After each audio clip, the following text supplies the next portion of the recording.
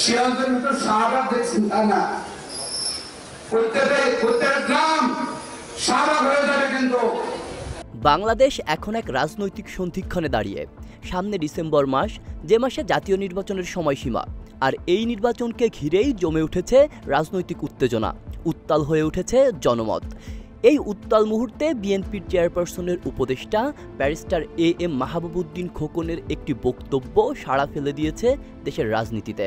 তিনি হুঁশিয়ারি দিয়েছেন, যদি ডিসেম্বরে নির্বাচন না হয় তবে দেশের প্রতিটি গ্রাম ও শহর হয়ে উঠবে শাহবাগের মতো প্রতিরোধের কেন্দ্র।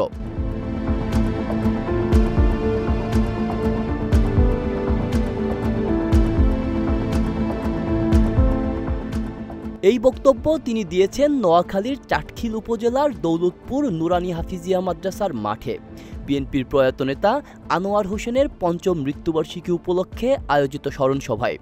সেখানে প্রধান অতিথির বক্তব্যে তিনি সরাসরি অভিযোগ করেন, সরকার আইন মানছে না, আদালতের রায় অমান্য করছে।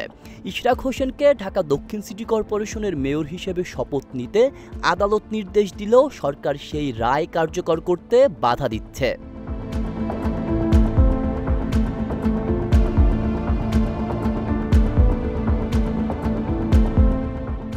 খোকনের বক্তব্যে স্পষ্ট হয়ে ওঠে সরকারের প্রতি এক কঠোর বার্তা। তিনি বলেন, দেশ চলবে আইন অনুযায়ী, শেখ হাসিনার ইচ্ছে মতো নয়। সরকার বিচার বিভাগের স্বাধীনতা হরণ করছে, জনগণের সাংবিধানিক অধিকার কেড়ে নিচ্ছে।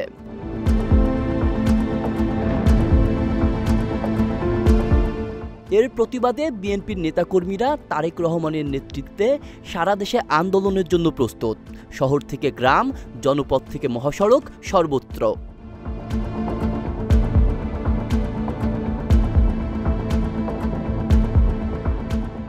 তিনি আরও বলেন, শুধু শহর নয়, প্রতিটি গ্রামও শাহবাগ হয়ে উঠবে।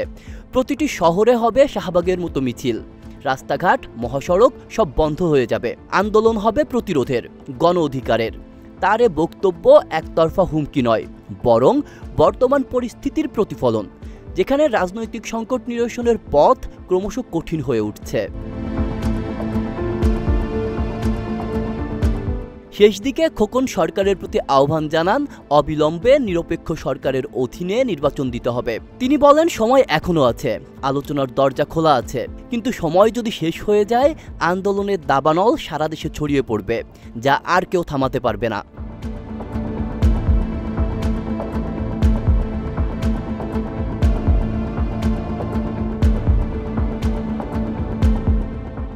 তার এই বক্তব্য শুধু দলের অবস্থান নয়, বরং দেশে বিরাজমান গণতন্ত্রের সংকটের প্রতিচ্ছবি। আজকের বাংলাদেশে শাহবাগ একটি স্থান নয়, এটি একটি প্রতীক, প্রতিরোধের, প্রতিবাদের এবং গণজাগরণের। আর সেই প্রতীকের নামেই ব্যারিস্টার খোকন জানিয়ে দিলেন, এবার যদি জনগণের ভোটাধিকার হরণ করা হয় তবে শাহবাগ শুধু ঢাকায় থাকবে না, প্রতিটি গ্রামে, প্রতিটি শহরে জ্বলে উঠবে সেই আগুন।